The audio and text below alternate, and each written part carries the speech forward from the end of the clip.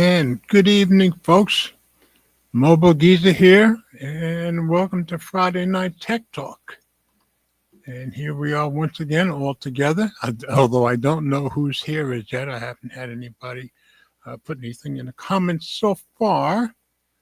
But if you're new here, every week I get together a few articles, tech articles that I want to talk about that I think might be interesting, unless, of course, there's a big event that week. I'll pick an article that tells us all about that. Like last week, we had WWDC, and we did a lot of talking about Apple. But this week, as far as I know, unless somebody corrects me, I didn't have any big events, so I just picked some articles that I thought would be interesting and that you probably haven't heard anywhere else. And that's what I try to do every week. I try to come up with interesting articles that'll be interesting to other tech heads like myself. So if you're new here, please type something in the comments. Let us know you're there, and also let us know where you're from. Oh, and as I sometimes forget to do, you know that I base whatever phones I'm carrying with me to work that day. And Friday's a day of, well, here's Eleanor. Glad you're here. One of the most faithful there is. Every week I base my phones that I carry to work on whatever watch I'm wearing. And today I'm wearing my Pixel Watch 3. So my main phone was my Pixel 9 Pro, and my backup was my OnePlus 13. I often forget to tell you guys about that. So if you're new here, as I said, please type something in. And as I do every week, we'll go over to my website and I will show you the show notes for tonight's show. So if you go to, let me get this. Okay, if you go to mobilegeezer.wordpress.com and you click on today's date, you'll get just the show notes for tonight's show. And as I do every week while we're here, I'll give you a little preview of the articles we're going to go through tonight. And please feel free to type whatever you want in the comments, start a discussion if you so are inclined. And of course, you can go to my website and follow along on all the stories and click on them yourself. So we're going to start with AI voice chats coming to Google search, which is kind of interesting. So I thought I'd start with that. I always try to start with something interesting, maybe not the most heavy duty, give people time to get in. So that'll be story number one. Next up, and I don't think we're going to be long tonight because Ted already told me he won't be able to make it because he's doing some family stuff, attending his brother's graduation, not in Dallas, but out of town. So as far as I know, I haven't heard anything from Will or Mike, so you never know when they might pop in. And here's Brian. Glad you're here, brother, as usual. That's right. Everybody stand up, as Brian said. Okay, the second story we're going to do, Prime Day is back. That's just been announced. We're only a few weeks out from it, as it turns out. So I got that one. I've seen that. We'll take a look at that story. Then had a heavy-duty explosion on the SpaceX rocket. It exploded on the launch pad during the test the other day. I pulled that off of TechCrunch, and I won't include the sound, but once we get into it, I'll actually show you the explosion. It's pretty amazing. And of course, this is kind of par for the course for people that do this kind of stuff. NASA used to have the same issues every once in a while too. Nobody got hurt, so that's the good part of it. And then next one, I just happened to find a story on Tech Radar. These days, most spam email comes from Gen AI. So I didn't know that, so we'll check that out. And let's see. Eleanor, and then Brian, and here's Ellie. Glad to have you here. Okay, that was our first story. Next one we're going to check out. This one was kind of interesting. Now, here's the way I phrased it. Google to drop AI partners scale AI. It sounded like if Meta's in, we're out. So that's how I phrased it. So we'll check out that story. None of these stories are very long, so I don't think we're going to have a long night. And then I think this is probably the longest story that I'll have tonight. Denmark is dropping Windows in favor of Linux. And being a European country, it kind of makes sense. And you'll see why when we go through the story.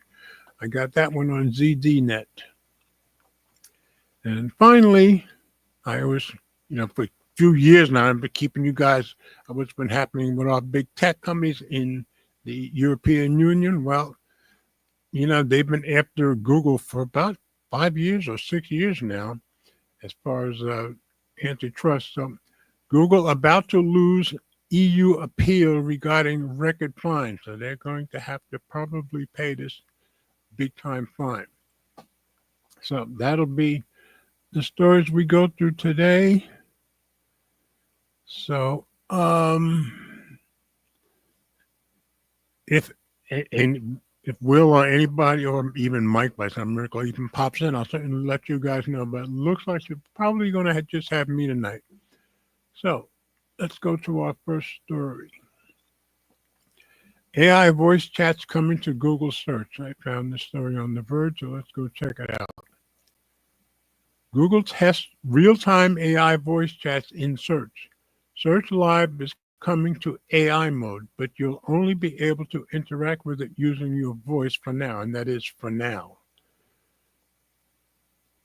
Let's see, this one was written 2 days ago by Emma Roth, who writes a lot of their articles. So let's drop into Readview and get rid of these ads. Readview's been taking longer to pop on lately, but it's there, so we're good. Google is building Search Live into AI mode, allowing you to have a back and forth conversation with the company's AI chatbot right from its search engine. And I do that a lot with Gemini already, so it'd be kind of normal for me at this point.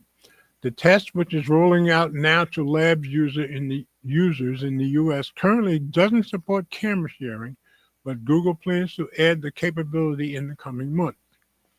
Search Live lets you interact with the company's custom version of Gemini and search the web in real time. The feature currently lives in the Google app on Android and iOS, that's what I use on both, where it takes things a step further by giving you the ability to point your camera at something and ask questions about it out loud. I never do that. I probably should just check it out. Google first announced plans to bring Search Live to AI mode, the AI-powered search feature that just rolled out to everyone in the U.S. last month. It's all part of Google's larger transformation of its search engine, which is also experimenting with putting podcast-like audio overviews into your search results. And Gemini does that podcast kind of stuff pretty well, too. You can try out Search Live in AI mode by opting into the AI mode experiment in Google Labs. From there, head to the Google app on Android or iOS and tap the new Live icon. You can then ask a question out loud, like what are some tips for preventing a linen dress from wrinkling in a suitcase? I don't think I'd ask that one. The AI chatbot will provide an audio response that you can reply with another related question like what should I do if it still wrinkles? Search Live will also present you with relevant links as you chat. And you can interrupt and it'll keep up with you, trust me. Other AI companies have spent time building out voice modes for their AI models as well, with OpenAI launching an advanced voice mode in ChatGPT last year, and Anthropic rolling out a voice mode for its Claude app in May. Apple is also working on an LLM series. I wouldn't wait for that. but its rollout was delayed because the company wasn't able to achieve the reliability, I think we all know that it wanted, according to Apple software SVP Frank Federighi. Google says Search Live operates in the background, letting you continue your conversation with the chatbot when navigating to other apps. You can also tap the transcript button to see a text version of the response and reply by typing. That's true. You can go either way with that. Google will save past Search Live conversations in your AI mode history. So I haven't gone to the labs to try this particular app, but it sounds like it works the same as it does in the AI app on the phone, the Gemini app on the phone. So should be pretty easy, and it's very, very conversational. I've kind of gotten used to it.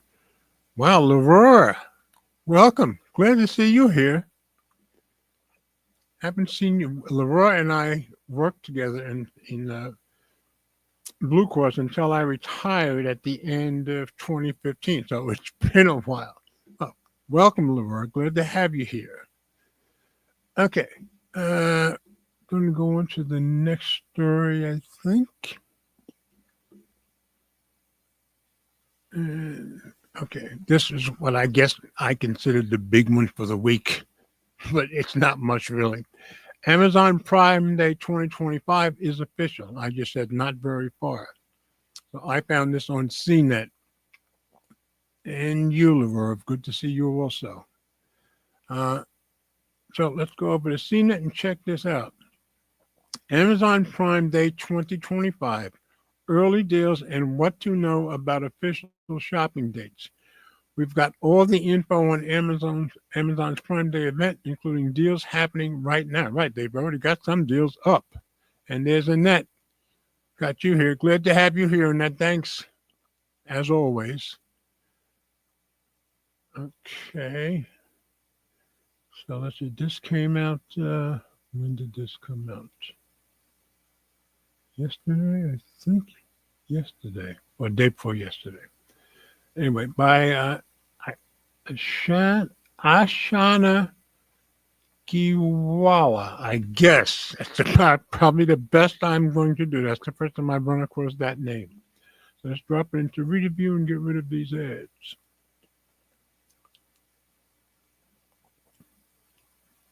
Okay. Now that we know Amazon Prime is officially set to kick off July 8th, the anticipation of price cuts is starting to ramp up. In fact, we're already seeing savings trickle in as we race towards one of the year's biggest sale events. Expect major discounts on tech, home goods, gaming gear, and more. Plenty of shoppers are planning ahead, with 1 in 5 shoppers saying they're using Prime Day as a way to offset rising costs amid tariffs.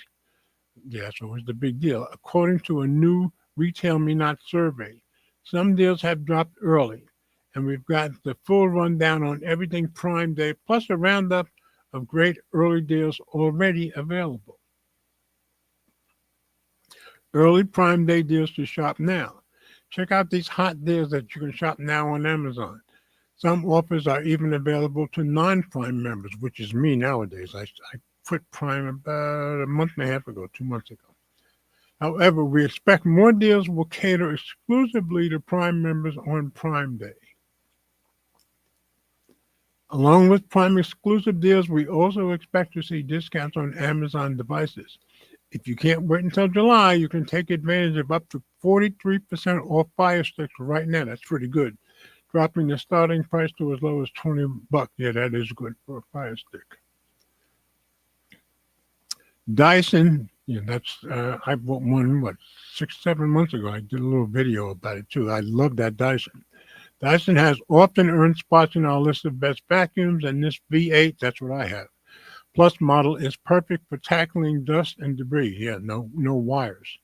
If you've been considering an upgrade, don't sleep on this vacuum there. The V8 is now down to $350, the lowest price we've seen, and I would highly recommend that one.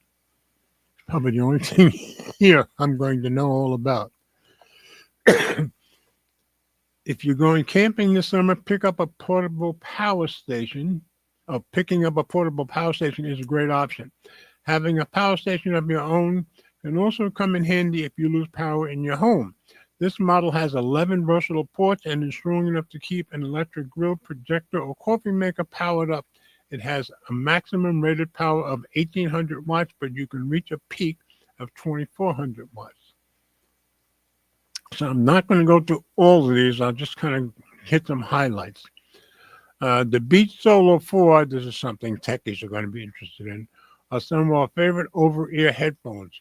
While they are not a noise-canceling model, they do support lossless audio. They also offer solid voice call performance and have a substantial 50-hour battery life. And right now, they're down to a record low price in every color. So, like I said, you can always go to my website, click on any of these, and research everything yourself. And that is off to work. She always pops in and lets us know, but she always goes and watches us the next day also. So that's really nice of her. Okay, the Ring battery doorbell is an excellent way to add a bit more security and convenience to your home, so being able to get it at half off if you're a Prime member is a great deal. Yeah, I guess I should probably drop it out of reader view because we're not getting these pictures. Let's see if we get them now. Yeah, see, there's Ring battery doorbell TV, but like I said, I'm not going to go for all of this. You guys can go and check this out on CNET.com yourself on the CNET.com deals. So then you got more deals down here, lots of them. Ring alarm, Amazon Fire TV, hydro system, wet dry. You got all kinds of stuff. I mean, they're covering the gamut here. The Sony WH-1000X M6 noise canceling headphones. Those are very, very popular. And I guess that's a pretty good price at $448 for those. People love those things. I know that. Amazon July Prime Day 2025 date. Amazon has announced that this year's Prime Day will start from January 8th to 11th. So you got 4 days. That's double what it has been in the past. Usually the sale only lasts 2 days, so this is a big difference from previous years. However, the amount you save could be impacted due to tariffs. Regardless, we expect to see tons of price cuts on the latest tech, smart home upgrades, everyday basics, and more. Plus, there are already deals you can start adding to your cart now, which is great. And they tell you about previous Amazon Day deals, which I'm not going to tell you about previous deals. Should you shop 4th of July sales or Prime Day? There's no doubt there'll be tons of deals during both events. However, it's not about when to shop, but what to shop for. If you're looking for outdoor things like a patio set or power tools, July 4th sales will probably bring you more savings. But if you're looking for electronics or smart home gadgets, you'll probably have better luck during Prime Day. Pardon me. And if you don't have anything specific in mind, enjoy shopping all these deals for just about half of the month of July, which is pretty awesome. Will tariffs impact this year's Prime Day deals? I don't think anybody knows, but tariffs are top of mind for most Americans, and it could impact this year's Prime Day event. Prices on items like electronics could very well increase, with companies like Apple trying to avoid so by moving manufacturing operations elsewhere. The tariffs are currently paused, but only until July, right when Prime Day begins. I think the tariffs end the day after Prime Day starts. Amazon began the annual Prime Day tradition back in 2015, and ever since, bargain hunters have eagerly awaited its return every summer. The Prime Day sale event has historically taken place in July, and this year is no exception. Amazon often has other sales throughout the year, including a second Prime Day-like sales in October. Yeah, I remember.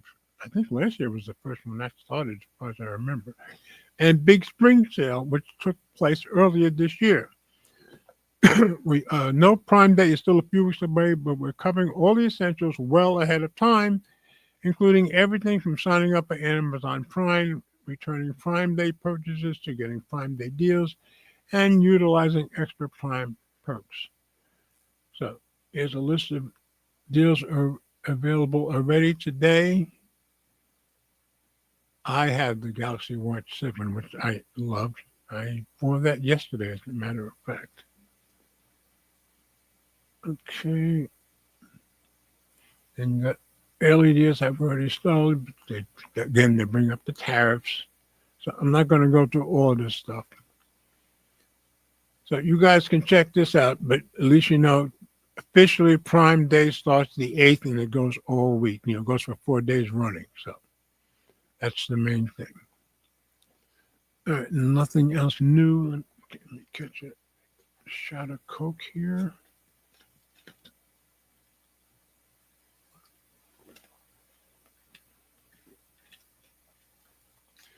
All right, on to our next story.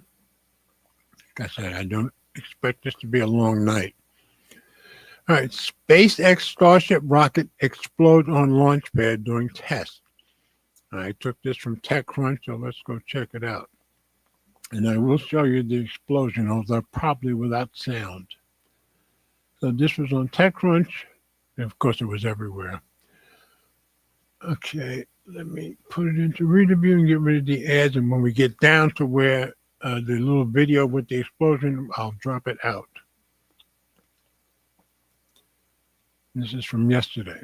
One of SpaceX's Starship rockets exploded on a test stand in Texas late on Wednesday night as the company prepared for the 10th test flight of the heavy lift rocket system. SpaceX said all personnel are safe and accounted for in a post on X and claimed there are no hazards to residents and surrounding communities. The company said in a later update on Thursday that an initial analysis suggests the explosion was caused by a failure of a pressurized tank known as COPV, or composite overwrap pressure vessel, in the Starship's nose cone. And like I said, this is not unusual for NASA or for SpaceX. This is why they have tests. The enormous explosion caused damage to the area surrounding the test stand, according to SpaceX, but the company said there are no reported injuries. SpaceX was preparing to perform a static fire of the Starship's 6 Raptor engines, so the area around the rocket had been cleared prior to the explosion. That makes perfect sense. It's not immediately clear what impact this will have on SpaceX's development of the Starship rocket system. A recent advisory from the Federal Aviation Administration suggested the 10th test flight could have happened as soon as June 29th. That will most likely be delayed as the company works through what went wrong on Wednesday night. SpaceX CEO Elon Musk said in a post seemingly related to the explosion that he considered to be just a scratch. Like I said, this is common for this stuff, and I think this is where the video will show up. So let's drop it out of video view, and I'll give you a quick look at that video. It's very short, and we don't need the sound. So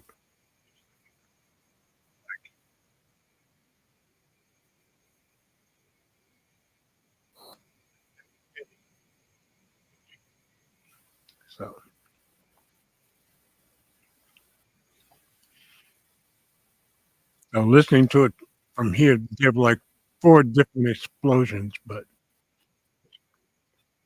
just thought I'd let you guys see it. All right, let's go back to Reader View and finish this up. Just par for the course when you do space testing, I guess. Okay, SpaceX has spent the last few years aggressively developing the 171-foot Starship and the massive 232-foot Super Heavy booster. Yeah, that thing is something that powers it into space. The company started 2025 saying this year would be a transformational one for the program, and the FAA recently increased its limit on Starship launches in Texas from 5 to 25. Yeah, they have a lot of faith in SpaceX since they can't trust Boeing anymore, and I don't blame them. But Starship in particular has had a number of problems this year. The rocket unexpectedly exploded during its 7th test flight in January, and then again in March. It failed again during its 9th test in May, so they're having some serious problems here. While the rocket made it further into its most recent flight in May than during the previous 2 tests, it still failed to deploy the dummy Starlink satellites it was carrying on board, a crucial step in the company's plan to use the mega rocket to grow its space-based internet service. Musk has maintained that SpaceX is on track to send a Starship to Mars in 2026. I guess you got to stop letting things explode then. Giving it a 50-50 chance in a company update in May. The company is also developing a larger version 3 of Starship that Musk claimed could fly as early as this year. Well, I would think that's becoming more doubtful, but who knows? Yeah, that was a pretty impressive blast. Okay, so just wanted to let you guys know about it in case you hadn't heard about it and let you guys get a quick look at what the explosion looked like. So, all right, now moving on. Yeah, this one I did not know. These days, most spam email comes from Gen AI. I found this on Tech Radar, so kind of interesting story. And these are the kind of stories I try to bring you guys because I don't think you're going to hear them every place else. Major spam email warning. AI now generates almost all of your junk mail. That's interesting. By Sahid Thaddeus, you think is often like put videos up that he's written the stories on. I'd be able to pronounce it smoothly. Not quite yet. Spam is getting more sophisticated by the day, report warns. And this was published yesterday, so let's drop into readability and get rid of these ads. The majority of spam emails being sent out today are being written by generative AI intelligence, generative artificial intelligence, new research has claimed. A report from Barracuda has argued cyber criminals are not using AI to change their attack tactics, but rather to refine them and make them more difficult to spot. Yeah, and you'll see what he means as we go along. The study compared the emails sent before the emergence of ChatGPT, pre-November 2022, to the ones sent after, and noticed a significant change, namely criminals are mostly using Gen AI and spam. Yeah, because they would normally make so many mistakes that you could easily spot, but that's probably not so easy anymore.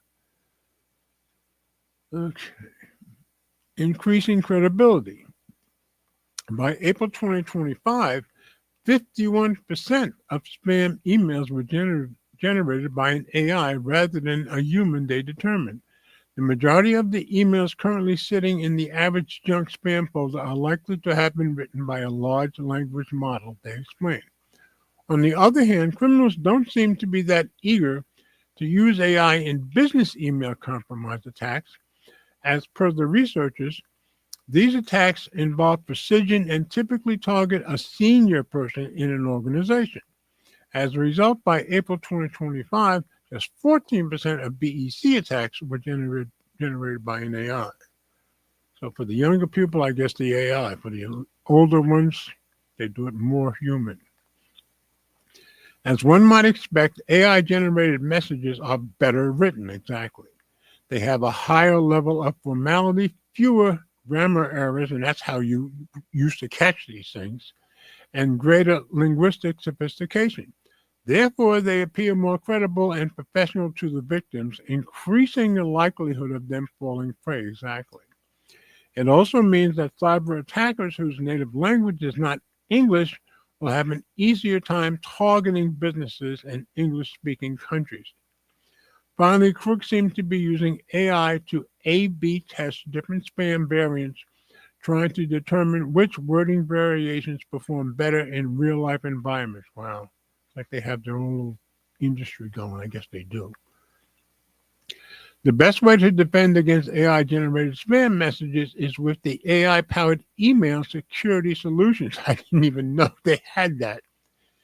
In the pre-GPT era, one could spot phishing and spam by simply proofreading the email. Exactly. These messages were usually filled with spelling and grammar errors, while the language was crude and out of character most of the time. Since AI eliminated these red flags, an advanced email security solution equipped with multi-layered AI ML-enabled detection is crucial. I guess you have to buy that. The researchers concluded. So we're all learning stuff together here. And here's Brian. Being Brian, thank you as always, sir. You're the most faithful. Well, you and the others that are in here, for the most part, are very faithful as always. And thank you very much. And you know it's going to a good cause. Okay, moving on. Like I said, it's going to be a short night. This story I just found interesting. Google to drop AI partner Scale AI. And I just said, if Meta's in, we're out. So let's go check out Phone Arena. Google walks away from a major AI partner because Zuckerberg has entered the chat. And see that they make it sound heavy duty, but as you read the story, well, it kind of makes sense because Zuckerberg's close to taking over the company, which you'll see. AI is the bee's knees these days, and it's causing big tech turbulence. And that came at the 16th. So let's go to review. Okay. 5 separate sources claim that Google is about to cut ties with Scale AI, an AI data labeling company that used to do business with the search engine giant.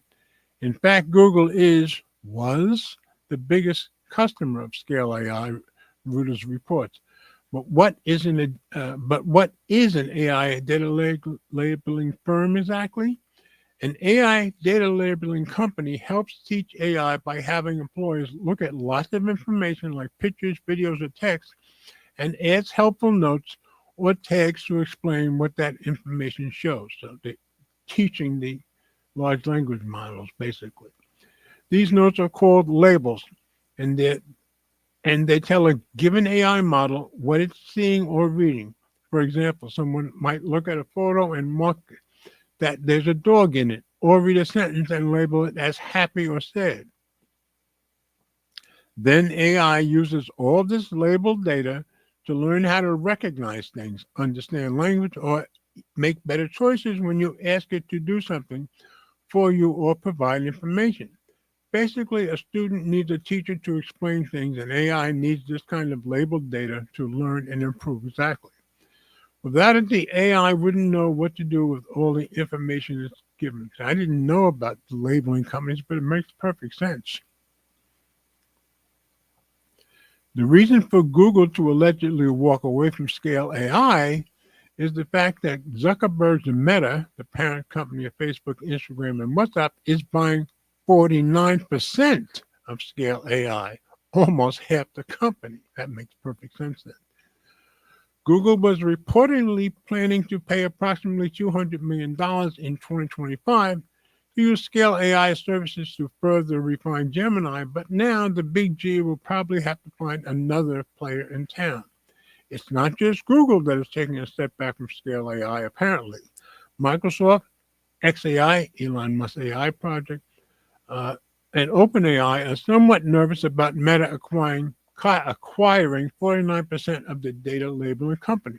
They all fear that if Meta partly owns Scale AI, Meta might gain access to their sensitive AI data and research ideas.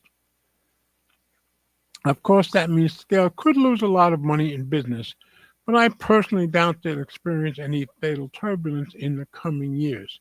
At the same time, Scale's competitors like Labelbox, Handshake, I've heard of Handshake, and others are getting a flood of new customers. Yeah, I don't think they're going to run out of business.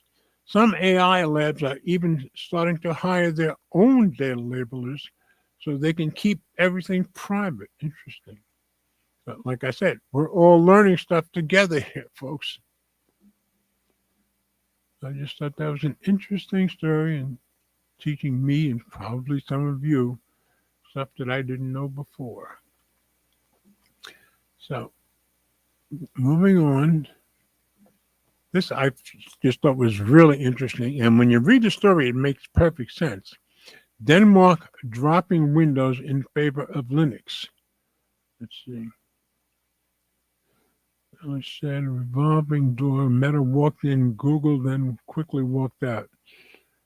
Watch them. Yeah, well, yeah. They don't want to be spying on each other, or they don't want the others spying on them.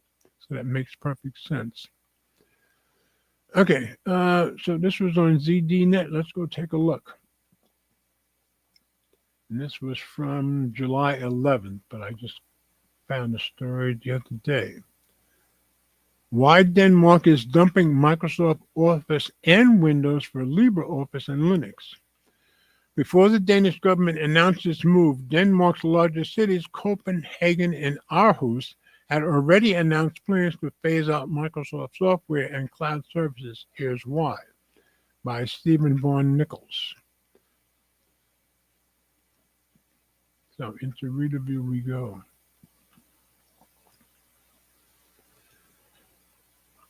Denmark's Minister of Digitalization, yeah, I got that out, Caroline Stage, has announced that the Danish government will start moving away from Microsoft Office to LibreOffice. Why?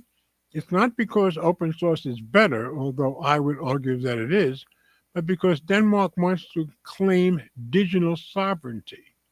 In the United States, you probably haven't heard that phrase, but in the European Union, digital sovereignty is a big deal and getting bigger. A combination of security, economic, political, and societal imperatives is driving the EU's digital sovereignty moves. EU leaders are seeking to reduce Europe's dependence on foreign technology providers, primarily those from the United States, so it makes sense, and to assert greater control over its digital infrastructure, data, and technological future. Why? Because they're concerned about who controls European data, who sets the rules, and who can potentially cut off access to essential services in times of geopolitical tension. So it does make absolute sense for them to try to keep this in Europe. For example, after the EU-based International Criminal Court issued arrest warrants for Israeli Prime Minister Benjamin Netanyahu, and that was like 2 years ago or more, and his former defense minister, Yoav Gallant, for war crimes, President Donald Trump issued ICC sanctions. So they put the warrants out for them, and Trump issued sanctions against the court. This order allegedly prompted Microsoft to lock the ICC chief prosecutor Karim Khan out of his email accounts, according to reports. They're going to deny that as we go down. This came after Microsoft chairman and general counsel Brad Smith had promised that the company would stand behind its EU customers against political pressure. So some contradiction going on here. Somebody's not telling the truth. Recently, however, pardon me, Smith stated that Microsoft had not been in any way involved in the cessation of services to the ICC, according to Politico. When pressed, Microsoft failed to further explain how the email disconnection occurred. Yeah, I guess they don't want to talk about it at all. Whether or not Microsoft cut services to an organization in response to Trump's order, the fear that it could do so in the future remains. Yeah, and Trump knows how to put pressure on companies too. Before the Danish government announced its move, Denmark's largest cities, Copenhagen and Aarhus, had already announced plans to phase out Microsoft software and cloud services. So this has just sped things up, I'm sure. As Henrik Appel Espersen, chairman of the Copenhagen Audit Committee, who spearheaded this move, said, if we suddenly can't send emails or communicate internally because of a political fallout, that's a huge problem. Yeah, it definitely sped things up. In particular, the Danes are worried about Trump's policies and that U.S. political decisions could put public IT services at risk. After all, Greenland, which Trump has said many times he wants to unilaterally take over, is a Danish territory. Denmark's Minister of Emergency Solutions, Torsten Schnack Pedersen, has warned Danish companies and agencies to reduce dependence on American-based cloud services. We recommend that companies and authorities create exit plans for the use of, for example, cloud services and that they also ensure that they have strong ownership of the data. Denmark is not the only EU country with serious doubts about continuing to work with American tech giants. Bart Groothuis, I guess, a Dutch member of the European Parliament, recently said the EU should go for a European cloud since Europe has a problem with American cloud. Makes perfect sense, especially if you're going to get into disagreements over politics. It's not about politics, though. Money issues have also, it's not all about politics, though. Money issues have also played a decisive role. Copenhagen's Microsoft software bill has soared from 313 million kroner in 2018 to 538 million kroner. That's a big jump. About $53 million in 2023, a 72% increase in just 5 years. That's a big jump. All that said, no one expects this to be an easy transition. Making the jump from Azure Office and Windows to a third-party EU-based cloud system such as Nextcloud, LibreOffice, and Linux will take time and effort. So Nextcloud will replace Azure, and Azure is one of the biggest there is. I guess next to Amazon Web Services. Nor is everyone a believer in moving to open source software. Mette Harbo, IT director of the capital region of Denmark, thinks it's impossible for Denmark to move off Microsoft software or achieve digital sovereignty. Still, as David Heinemeier Hansen, a Dane, inventor of Ruby on Rails and co-owner of the software developer 37 Signals, has said Denmark is one of the most highly digitalized countries in the world. It's also one of the most Microsoft dependent. In fact, Microsoft is by far and away the single biggest dependency. So it makes perfect sense to start the quest for digital sovereignty there. So yeah, I can see their point, and I see where it makes perfect sense for them to do what they're doing. But I'm sure Trump being there has probably made things go a lot faster. So just another very interesting story tied to politics and tied to Trump, I guess. All right, one more. Google, and for years I've been keeping you guys up with what the EU is doing with our tech companies. So this is just another one.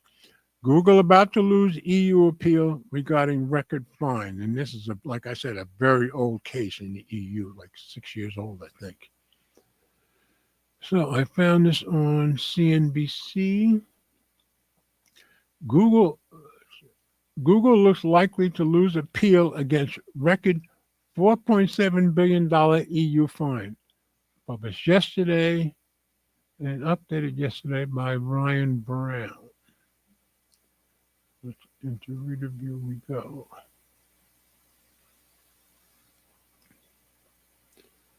Google suffered a setback Thursday after an advisor to the European Union's top court recommended it dismiss the tech giant's appeal against a record 4.1 billion euro, $4.7 billion antitrust fine.